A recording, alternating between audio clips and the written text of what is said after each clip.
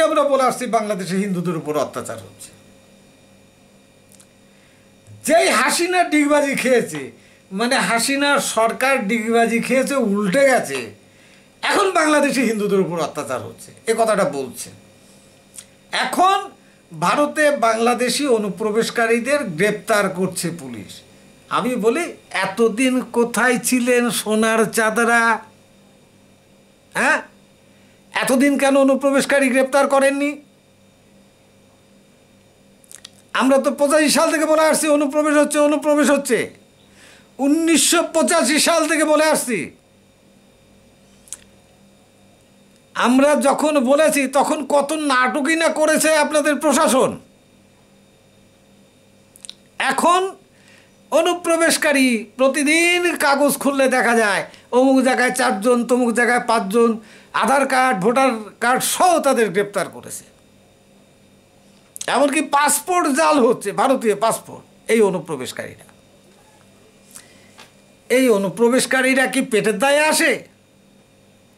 যারা পেটের দায়ে আসছে এরা যে আগামী দিনে অস্ত্র হাতে ভারত বিরোধী কার্যকলাপে মাঠে ময়দানে নামবে না, এর কি গ্যারান্টি আছে? আগামী দিনে পশ্চিমবঙ্গ যে দ্বিতীয় একটা কাশ্মীর হবে না, পশ্চিমবঙ্গের সীমান্ত অঞ্চল, তার গ্যারান্টি কি আছে? রাম দেয় শামের দোষ, শাম দেয় রামের দোষ। রাজ্য সরকার দিচ্ছে কেন্দ্রের দোষ, কেন্দ্র দিচ্ছে রাজ্যের দোষ। আরে ভাই, আপনাদের সরকার চলে, প্রশাসন চলে কি আপনাদের ঠাকুরদাদার ট্যাক্সারের পয়সা দিয়ে, না জনগণের ট্যাক্সের পয়সা দিয়ে? জনগণের ট্যাক্সের পয়সা দিয়ে যখন সরকার এবং প্রশাসন চলে, জনগণের ভোটে নির্বাচিত হয়ে যখন সরকার চলে, এর দোষর দেশ দিলে হবে না। আপনি কি করছেন? দেশের জন্য, রাষ্ট্রের জন্য, দেশের নাগরিকদের জন্য আপনারও তো একটা ডিউটি আছে। আপনি কি করছেন? আপনি যদি কোনো কিছু না পারেন, শুধু দোষারোপের কীর্তন গেয়ে বেড়ান, আপনি নামুন কোথি থেকে? আপনারা সবাই নামুন কোথি থেকে? আপনাদের কি দরকার আছে? দেশের সার্বভৌমত্ব, অখণ্ডতা যদি রক্ষা না করতে পারেন, দেশের নাগরিকদের যদি নিরাপত্তা না দিতে পারেন, দেশের নাগরিকদের সহায় সম্পত্তি যদি নিরাপত্তা না দিতে পারেন, আপনাদের কেন রাখবো?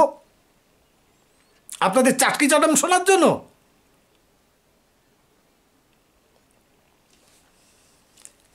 অতএব এরা এই যে নাটক করছে, আমরা এই নাটকের মধ্যে নেই। আমরা এই নাটক শোনার লোক নই। আমরা চাই এই নাটক বন্ধ হোক। আসল যেটা করণীয়, সরকার এবং প্রশাসন সেটা করুক। যারা অনুপ্রবেশ করছে সীমান্ত দিয়ে, তাদের তো গ্রেপ্তার করছেন।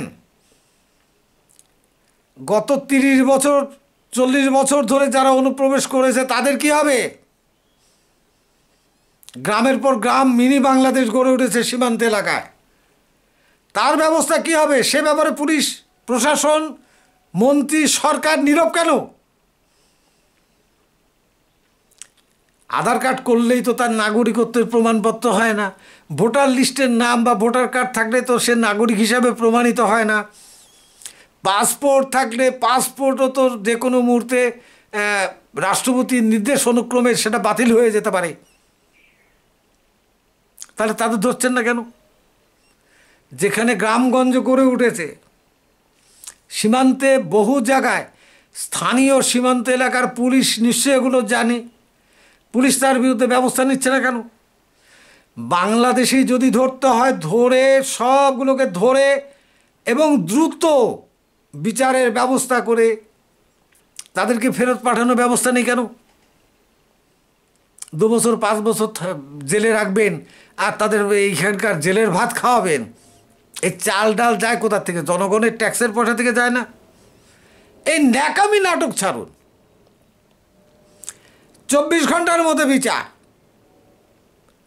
জোর ঊর্ধ্বে 48 ঘন্টা, 48 ঘন্টার মধ্যে বিচার সম্পন্ন করে তাকে এখানকে গলা ধাক্কা দিয়ে বর্ডার ক্রস করে দিতে হবে, পুশব্যাক করে দিতে হবে।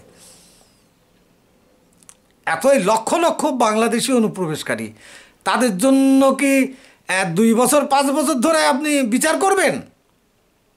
1 জন 2 জন 5 জন 10 জন 200 হলে একটা কথা ছিল।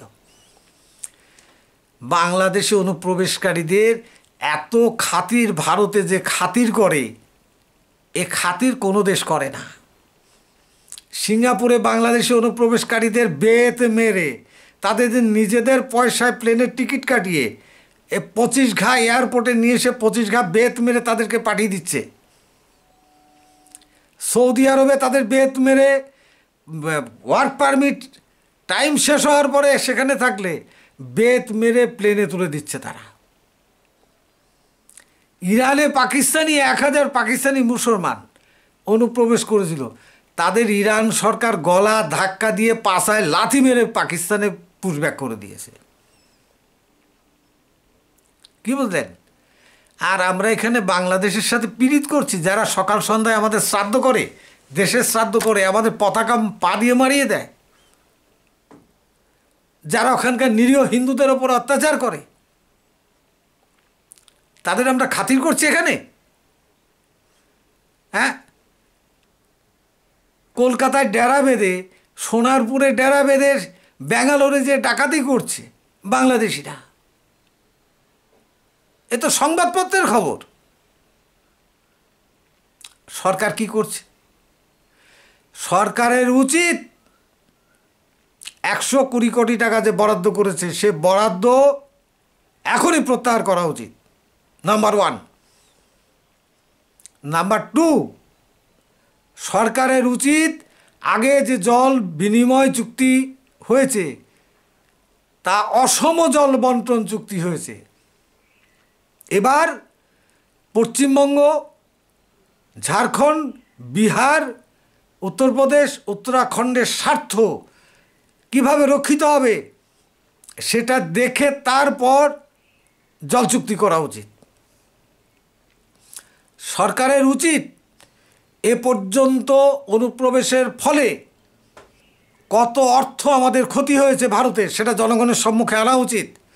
সরকারের উচিত এ পর্যন্ত এই যে শরণার্থী রপ্তানি করছে, এর জন্য কত অর্থ আমাদের অপচয় হচ্ছে, আমাদের কাঁধে কতটা চাপ পড়েছে, সে সম্পর্কে সরকারের রিপোর্ট প্রকাশ করা উচিত। সরকারের উচিত চোরা চালানের জন্য ভারত বাংলাদেশ সীমান্তে কত কোটি টাকা আমাদের খরচা হচ্ছে বা লোকসান যাচ্ছে, সে সম্পর্কে রিপোর্ট মানুষের সামনে, জনগণের সামনে তুলে ধরা।